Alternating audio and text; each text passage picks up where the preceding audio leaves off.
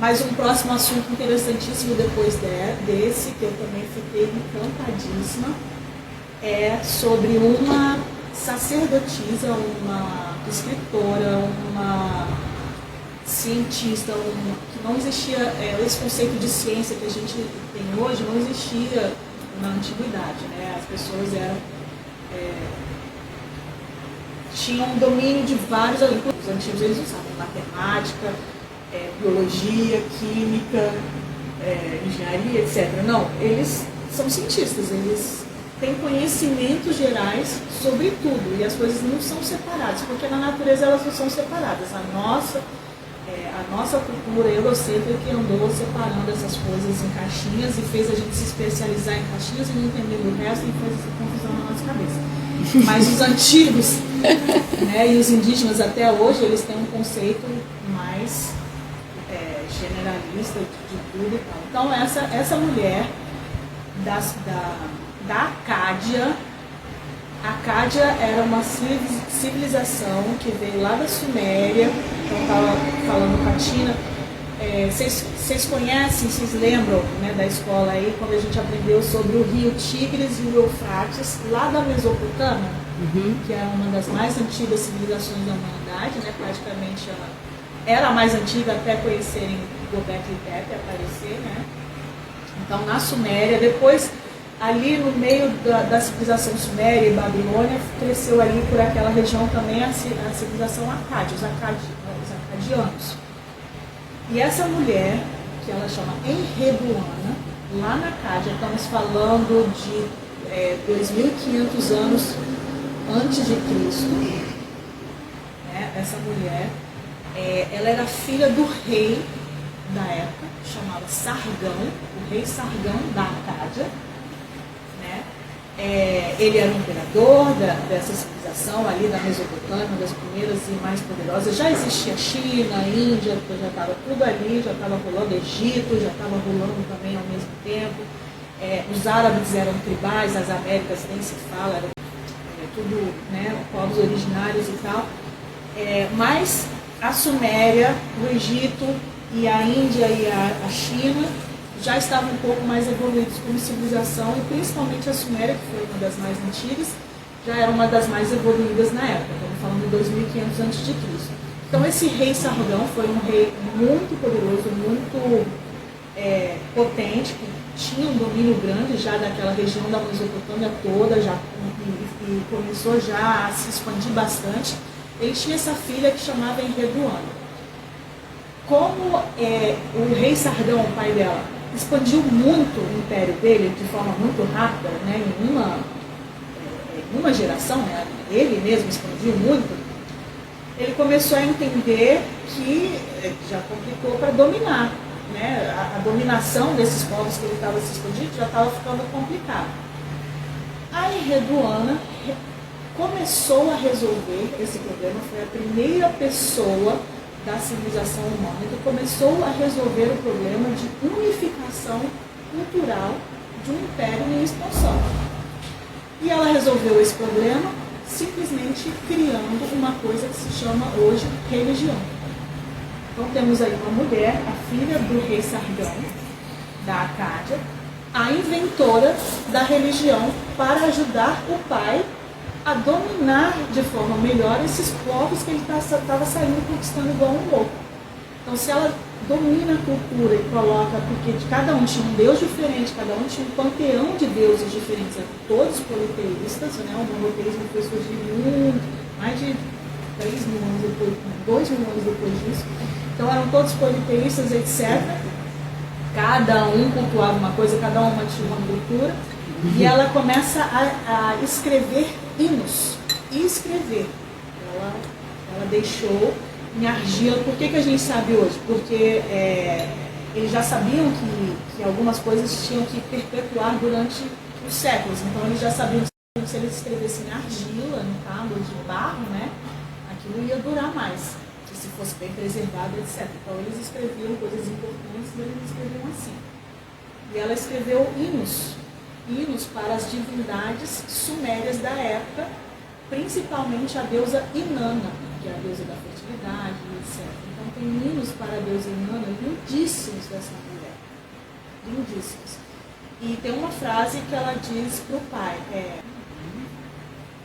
meu rei, no caso o pai dela, algo foi criado, algo que ninguém nunca criou antes. Ela sabia do que ela estava fazendo, né, literalmente. Então ela criou esses hinos e começou a divulgar. Como são hinos muito bonitos e para os deuses da vasta maioria ali da Suméria, né, o panteão sumério, foi fácil das pessoas assimilarem e começarem a cultuar esses mesmos deuses dela, porque ela organizou a bagunça, entendeu? Então, você queria até poder compartilhar esses deuses que você estava cultuando, mas não existia essa prática, então ela criou essa prática, algo que nunca foi criado antes, né? E ela escreveu 42 hinos no total, que a gente tem conhecimento, e vários outros textos. Só hinos ela escreveu 42. Então, o que eu tenho achado lá nos museus lá dessa região, tem lá as tabuinhas dela, tem todas essas fotos no livro, etc. Vocês vão poder ver. E com as referências, com links para vocês clicarem e irem no museu aonde está essas tábuas que ela escreveu. Onde estão armazenados, onde estão expostos para a gente poder ver. Então o livro é todo assim. Eu não inventei essa história da Enredoana, eu não ouvi que disseram essa história da Enredoana. Não. Quando eu passei por algum podcast, eu passei por algum vídeo, eu passei por algum texto, eu perguntei para a inteligência artificial, eu conversei muito com todas as inteligências artificiais para entender e tal, trocava ideia. Fico perguntando, é muito engraçado, eu vou fazer uma pergunta, eu peço, por favor, você poderia Best friend. Aí ela responde também com muita educação e tal. Eu vou parar de ficar falando por favor com a inteligência artificial, porque eu preciso organizar na minha cabeça com quem que eu estou conversando, né? Como se fala com uma máquina, como se fala com o ser humano. Então, até que ponto a gente tem que falar, por favor, com o computador.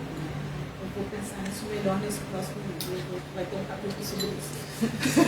Mas eu não consigo fazer uma pergunta para alguém e não perguntar, por favor, mas não é um alguém, é uma máquina, então por aí vai. Aí, então, várias fontes, várias...